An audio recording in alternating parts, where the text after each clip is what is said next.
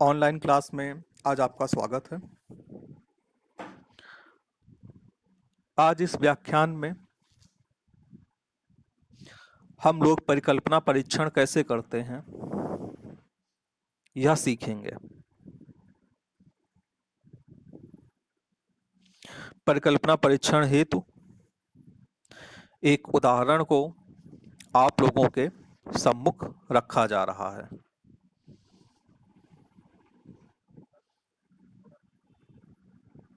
एक कारखाना है। वह कारखाना यह दावा करता है कि वो अपने यहाँ काम करने वाले सभी श्रमिकों को 1600 रुपये साप्ताहिक औसतन भुगतान करता है। कारखाने का दावा क्या है कि औसत रूप से हमारे यहाँ जितने भी मजदूर काम करते हैं, जितने भी श्रमिक काम करते हैं, वो 1600 रुपये हर हफ्ता पाते हैं। हमें इस बात की जांच करनी है कि क्या वाकई पाते हैं। हमने वहां काम करने वाले मजदूरों में से 100 मजदूर का नमूना ले लिया, का प्रतिदर्श ले लिया और उनसे पूछा आपको कितनी आय मिलती है साप्ताहिक। तो उनको जो आय मिलती है 100 मजदूरों का, उसका औसत 1580 रुपया आया।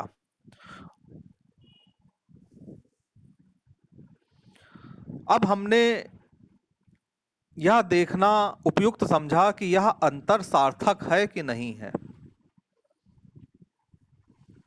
कि ये जो अंतर आया है ये प्रतिदर्श की किसी त्रुटि की वजह से आया है या संयोगवश आया है, या वाकई में यह अंतर एग्जिस्ट करता है।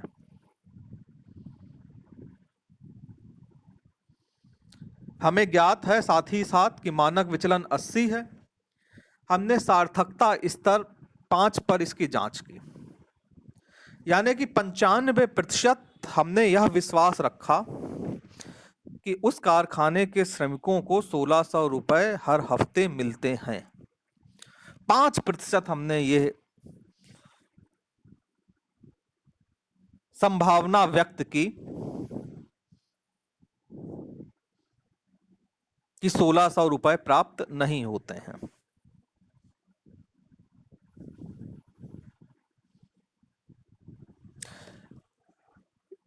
आप लोगों को जो आपका एग्जाम्पल है वो मैंने इलेबरेट कर दिया है। अब इस एग्जाम्पल के आधार पर हम परिकल्पनाओं का निर्माण करते हैं। सबसे पहले हम शून्य परिकल्पना को निर्माण करते हैं। तो शून्य परिकल्पना के अंतर्गत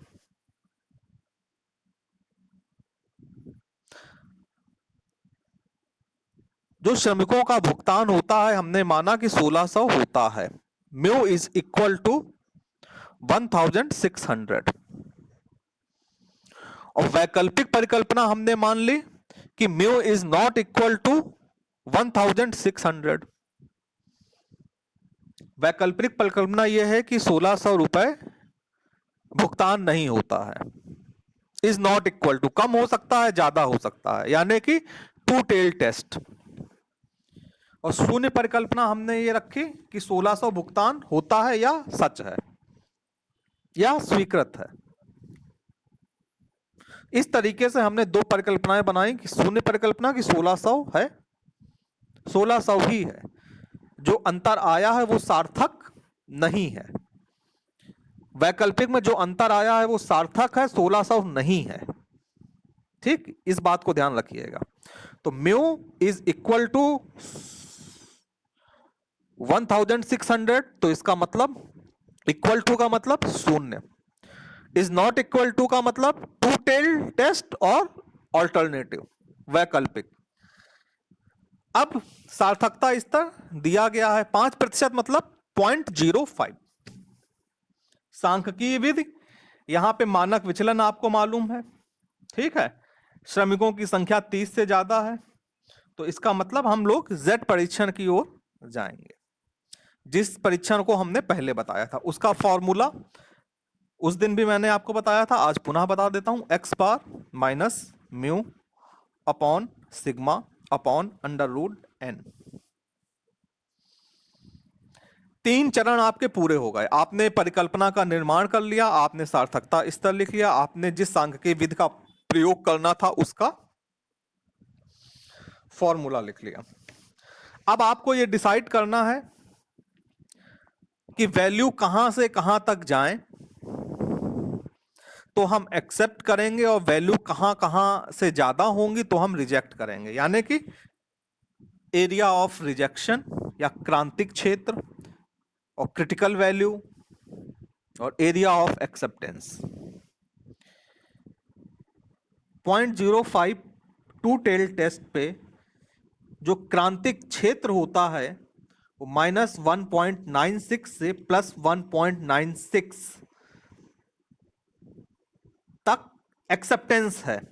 यानी कि -1.96 से वैल्यू जैसे ही नीचे जाएगी -1.97 हो जाएगी या -2.5 हो जाएगी, तो क्या हो जाएगी? हाइपोथेसिस रिजेक्ट हो जाएगी, नल हाइपोथेसिस रिजेक्ट हो जाएगी। और दूसरी तरफ +1.96 से ऊपर जैसे जाएगी 1.97 हो जाएगी, 1.98 हो जाएगी, तो हमारी हाइपोथेसिस रिजेक्ट हो जाएगी। अगर हमारी हाइपोथेसिस एक्सेप्ट होनी है तो जो हमारी वैल्यू है वो -1.96 से +1.96 के मध्य में रहेगी। इस चीज को आप याद कर लीजिए, कंठस्थ कर लीजिए कि जब 0.05 सिग्निफिकेंस लेवल पे हम टेस्ट करेंगे, टू टेल टेस्ट करेंगे, तो जो क्रांतिक क्षेत्र होगा वो यही होगा। अब इसके बाद हम गणना का कार्य प्रारंभ करते हैं। फॉर्मूला को फिर से लिख लेते हैं। जी टेस्ट या Z is equal to x bar minus mu upon sigma upon under root n. Z परीक्षण की वैल्यू हमें ज्ञात करनी है। एक्स बार क्या है? प्रतिदर्श का माध्य। एक्स बार क्या हुआ? प्रतिदर्श का माध्य। अब प्रतिदर्श का माध्य कितना है? 100 श्रमिकों का प्रतिदर्श लेने पर ज्ञात हुआ कि श्रमिकों को 1580 रुपए औसतन साप्ताहिक प्राप्त होते हैं। तो क्या हुआ? 1580। 100 प्रतिदर्शों का माध्य 1580।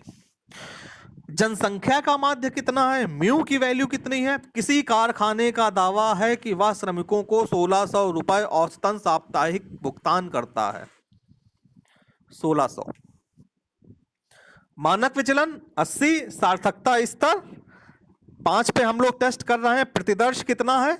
100 श्रमिकों का। हाँ, आपने 100 श्रमिकों का प्रतिदर्श लिया था, तब आपको यह ज्ञात हुआ था कि उनका जो साप्ताहिक औसत है वो 1580 है। अब इन वैल्यू को हम फॉर्मूले में रख देते हैं।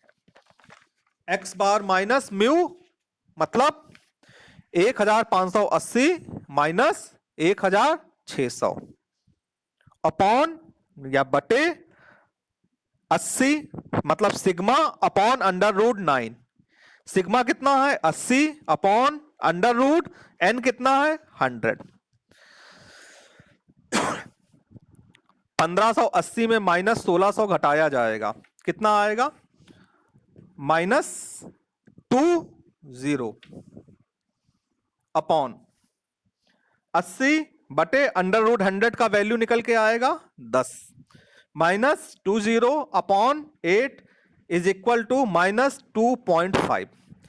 अब ये जो -2.5 निकला है, अब जो हमारा क्रांतिक क्षेत्र था, अब हमें इससे कंपेयर करना है। माइनस लगा हुआ है, यानी कि अब हम इसको कंपेयर करेंगे -1.96 से। तो -2.5 और -1.96 में ये देखेंगे कौन बड़ा है कौन छोटा है। अगर Z की वैल्यू -1.96 से ज्यादा होती, -1.95 होती, तो हमारी नल हाइपोथेसिस एक्सेप्ट हो जाती। लेकिन यहां पे जो हमारी वैल्यू है वो -2.5 है, यानी कि -1.96 से नीचे है, कम है, ये अस्वीकृत क्षेत्र में जा रही है। अतः जो शून्य परिकल्पना हमने बनाई थी कि म्यू इज इक्वल टू 1600, वो अस्वीकृत कर दी जाती है। इसका अभिप्राय यह हुआ कि यह अंतर सार्थक है कि कारखाने के सभी श्रमिकों को 1600 रुपए साप्ताहिक का भुगतान नहीं किया जाता। इसमें जो अंतर आया है हमारे प्रतिदर्श में वो सार्थक है। इस तरह से हमने शून्य परिकल्पना का निर्माण किया, वैकल्पिक परिकल्पना का निर्माण किया, और एक सांख्यिकीय विधि का उदाहरण लेकर के हम ये निर्णय तक पहुंचे कि शून्य परिकल्पना स्वीकृत की जाएगी या अस्वीकृत की जाएगी। इसी आधार पर आप विभिन्न उदाहरणों का अभ्यास कर सकते हैं। अब आगे की क्लास में जब हम लोग काई वर्ग परीक्षण को पढ़ेंगे तो उसमें भी विभिन्न प्रकार से इसी तरीके से शून्य और वैकल्पिक परिकल्पनाओं का निर्माण करके आप एक निष्कर्ष पर पहुंचेंगे। आज की इस संपूर्ण प्रक्रिया में आपको कहीं पे संशय हो या कोई प्रश्न आपके दिमाग में हो तो आप मुझसे पूछ सकते हैं।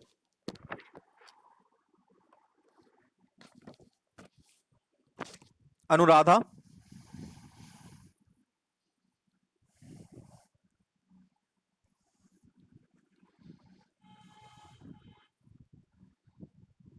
सीबी,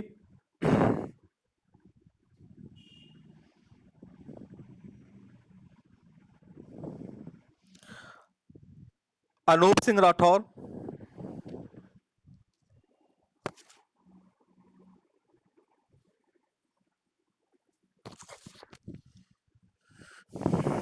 दिलीप प्रसाद,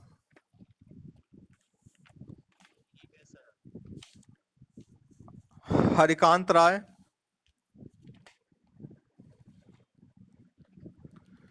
जयशंकर प्रसाद,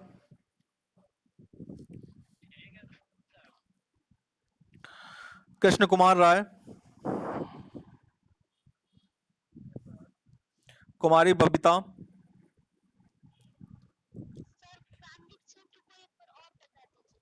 देखिए क्रांतिक क्षेत्र सिग्निफिकेंस लेवल 0.05 पर निश्चित होता है। ये -1.96, अगर आपकी वैल्यू -1.96 से नीचे जाएगी, ठीक है, यानी कि -1.96 से कम होगी तो आपकी नल हाइपोथेसिस रिजेक्ट हो जाएगी, और दूसरी तरफ +1.96 से अधिक होगी तो रिजेक्ट हो जाएगी। यानी कि आपकी जो z की वैल्यू है वो -1.96 से +1.96 के बीच में होनी चाहिए। यही आपके स्वीकृत का क्षेत्र है। क्रांतिक क्षेत्र क्या होगा? रिजेक्ट हो जाएगी नल हाइपोथेसिस अगर आपकी z की वैल्यू -1.96 से नीचे होगी, या z की वैल्यू +1.96 से ऊपर होगी। टू टेल्ड है ना, इसलिए दोनों तरफ माइनस और प्लस दोनों तरफ हम ये देखते हैं। तो आपकी वैल्यू आई थी -2.5, -2.5 -1.96 से नीचे है तो आपकी नल हाइपोथेसिस या शून्य परिकल्पना अस्वीकृत कर दी गई। मधु पांडे,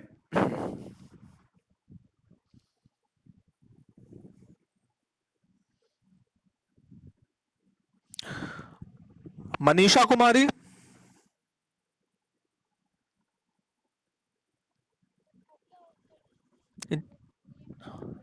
जी क्या?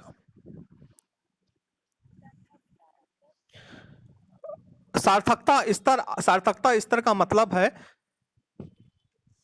आप ये कितने विश्वास के साथ कह सकते हैं कि आपने जो शून्य परिकल्पना बनाई है उसके अस्वीकृत होने का चांस कितना है, यानी कि किस, एक तो ये हो गया कि आप पूर्ण विश्वास के, आप 95% विश्वास के साथ कह रहे हैं कि कारखाने के सभी श्रमिकों को 1600 रुपया साप्ताहिक भुगतान किया जा रहा है।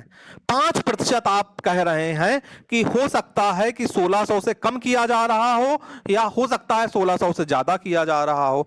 वो यानी कि आप 5% जो आपने नल हाइपोथेसिस बनाई है, आप उस 5% अपनी नल हाइपोथेसिस के रिजेक्ट होने के चांस हैं। ठीक है, तो ये जो रिजेक्ट होने, नल हाइपोथेसिस के रिजेक्ट होने की ये जो प्रोबेबिलिटी है, ठीक है, इसी को हमने कहा है सार्थकता स्तर।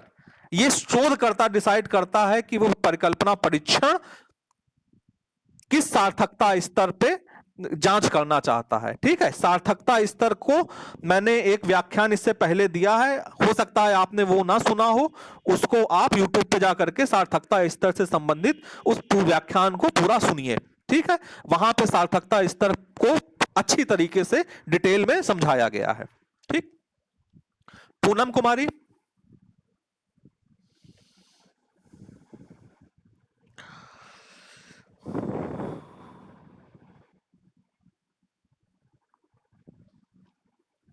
रामानुज, रोशनी कुमारी,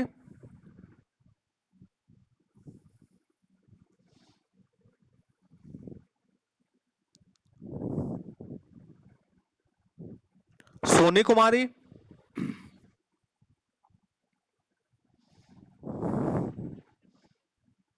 स्वीटी कुमारी। ठीक, आज के इस व्याख्यान को हम यहीं पे समाप्त करते हैं। कल हम लोग एक नवीन विषय के साथ में पुनः उपस्थित होंगे। तब तक के लिए धन्यवाद, प्रणाम।